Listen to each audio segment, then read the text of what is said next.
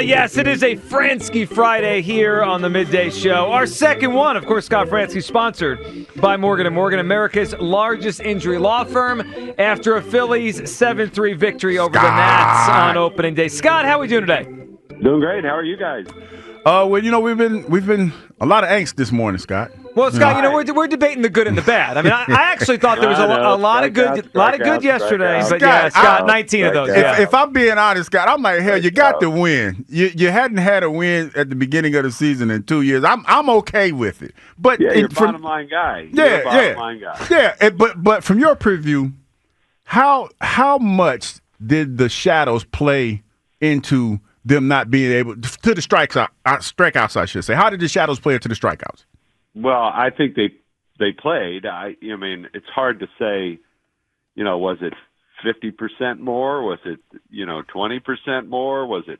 I mean, Mackenzie Gore was really good. I said that too. Everybody laughed at me when I said that, but okay. I mean, we did laugh. And he pitched very well yesterday. I mean, he was in the zone. He pitched well. And he's got good stuff. So, but I do think the shadows played a part in it. I don't think there's any question. I've never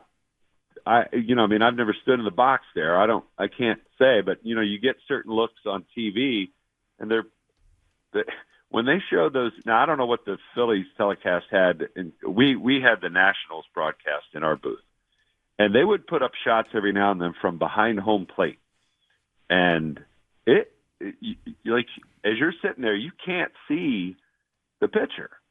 And again, the backdrop is different, and it's a little bit different. There's a little more shine on the bricks, the green bricks, like where the ball would come out of a left-hander's hand, as opposed to the sort of the I don't know if you've ever been there. There's a big Washington logo, and it's kind of green turf almost up above the wall, and that one doesn't have as much of a glare on it, and there's some windows over there too. So, I don't know. It definitely played a part. But just how much, I don't know. I mean, the Phillies do strike out. It happens. They're a team that does that, and they're still going to do that. You hope the balance over the course of the season, it goes down a little bit, but it's going to happen some. Scott, I thought it was almost poetic that the game came down to an Alec Boehm hit after the offseason that we just had, where it was pretty obvious the Phillies at least thought about moving on from him. They didn't get an offer they liked, and they kept him, and even he knew about it. I mean, Matt Gelb had a story last week that he kind of turned everything off and shut his phone off and wasn't looking at anything because he just didn't want to pay attention to it until it was all settled. Well, he's here. And he won the game yesterday with that big hit. That was a great hit to the left center field gap. What did you make of Boehm as you observed him in spring training and yesterday getting that hit? Because I feel like with him, you always wonder about the mental stuff almost more than the physical stuff. Yeah, he all throughout the spring, he really looked like a guy who was comfortable where he was at, comfortable with who he was. Obviously the numbers in spring training that were really good, so he looked comfortable at the plate. Again, everybody who really knows him well and is around him seems like he's in a really good place. And, whatever happened and whatever was said and whatever was talked about in the off season, doesn't seem to have fazed him at all. I think these guys have, certainly been around enough and seen enough. I know we look at Boehm as a young player. We look at, the Marsh and Stott, but they understand the game too and the business part of it. And, they understand the talk that goes on out there. So, I think they both have, he has been in a good place both mentally and physically since he got to spring training. What do you think of Trey Turner's at-bats yesterday? I know he didn't get a hit or anything like that, but just his overall approach, what did you think of that? Yeah, I mean, it was good. He's not a guy he'll swing. And he's going to swing, but he fouled off a bunch of pitches and again, in some tough conditions against a good pitcher. So, of course, the minute you move Schwarber out of the leadoff spot, he leads off a bunch of innings anyways, and has hits doing it, so who knows? We're going to see a different lineup on Saturday, and we'll see a different lineup again Sunday, go back to the one from yesterday. So I think it's going to be a little bit of that kind of back and forth and trying different things for a while. Scott, new look bullpen. We got to see a bunch of it yesterday because the game went into extra innings. Most of the guys came out and pitched well. I mean, I thought Kerkering's stuff was really good. He had a couple of blue pits. Alvarado looked like the guy that you kept telling us about and everyone told us about in spring training. And then Strom finished it. Of course, though, Romano struggled. What'd you make of the bullpen yesterday and how you think that's going to play out the next couple of days here with how Topper's going to use these guys?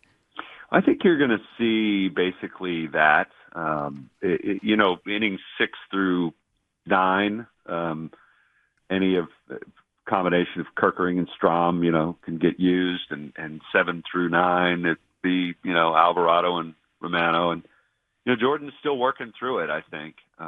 His command is not there. Through a lot of sliders, I don't think he was loving his fastball, especially early. I think it may take some time and for him to get back up to speed. Hopefully he gets there and gets some of that velocity back. He needs it. But he needs command as well. And, again, I think he's still trying to find his way. Strom really kind of impressed me. I mean, hadn't pitched really in game conditions at all.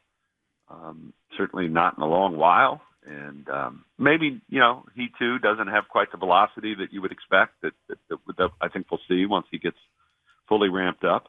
But, Rob Thompson really wanted to get him in the game yesterday and didn't want him to have to sit around and wait to pitch. So, no, he was happy to get that opportunity to get him back out there and give him a chance. And, he's not a back-to-back guy yet. But, obviously he will be, but he's not there yet. So. Scott Franzke with us here, reacted to the opening day win. Phillies play tomorrow, 4:05 against the Nats, Sunday afternoon as well before the home opener coming up on Monday. Scott, I don't know about you. I mean, you get to call each of his starts, and I know you got to call a lot of great starts from Roy Halladay and Cliff Lee and a whole bunch of great Phillies pitchers, Cole Hamels. But I'm at the point now where it's almost like I feel like some people are numb to how great Zach Wheeler is. It's just ho-hum. Aside from maybe, 2 or 3 starts a year, what he did yesterday is just the norm, and that's incredible. 6 innings, a run. It just feels like he does this pretty much every start for the past 5 years. He's as good a pitcher as you're going to find, starting pitchers you're going to find in Major League Baseball. I mean, he just is, and nothing phases him. There were a lot of calls that went against him yesterday, from the home plate umpire, and it doesn't phase him. He still, worries about the next pitch and worries about how to get guys out. And he's the complete package, really, in the fact that not only does he have stuff and a lot of it, right? He's got a lot of offerings, a lot of different ways to get you out, but he pitches.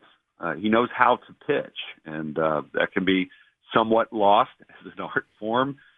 This day and age of baseball, it's all about stuff and, throwing as hard as you can and throwing nasty breaking balls, and that's not Zach.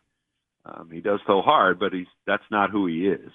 And he knows how to pitch, and he knows how to sort of weather the storms. So, I've heard Larry say the same thing, but I agree with him. I say, if there is a big game and a game to be won these days in Major League Baseball, I'd take Zach Wheeler any day of the week for that kind of a game. I would too, and he's been amazing in the postseason. Scott, tomorrow, Jesus Luzardo make his first start as a Philly. What's your expectation, and where do you think he's at? Because, you look at it, it's like, which Luzardo are we going to get? 2 years ago, I thought he was one of the best 15 or 20 best pitchers in baseball. Last year, he was hurt, he struggled, didn't pitch much. And then you look at some of the numbers in spring, not great, but then people have said they've seen him, and maybe he's been working on things, and it looks good. What's your expectation for Luzardo as he starts tomorrow? Yeah, I think my expectation is you'll see a little more of what, who Jesus Luzardo really is. I mean, again, it'll be one start out of what he hopes will be 30-plus this year if he stays healthy. But, the guy has really good stuff. And, we did see him in spring training look real good at times. We saw him in spring training not look good at times. And, I know his last start, he's just working on pitches that over and over and over again, trying to get a feel for this new sweeper of his and see what that can do for him. And he wouldn't necessarily do that tomorrow. He's going to pitch tomorrow. And I think you're going to see, hopefully you see at least what you saw 2 years ago from Jesus. I think the Phillies I think they can make him a better pitcher. I think they can make him a more complete pitcher. They've shown the ability to do that. Caleb Cotham and his people. So, and that's going to be a process. That'll take place over a number of weeks and months and see where his season goes. But I think it's a great pickup, and I'm looking forward to watching it. We are too. We'll be listening tomorrow against the Nationals and again on Sunday before the home opener Monday. Scott, we appreciate it. Enjoy the off day, and we'll be listening tomorrow afternoon to Phillies Nationals. Thank you, Scott.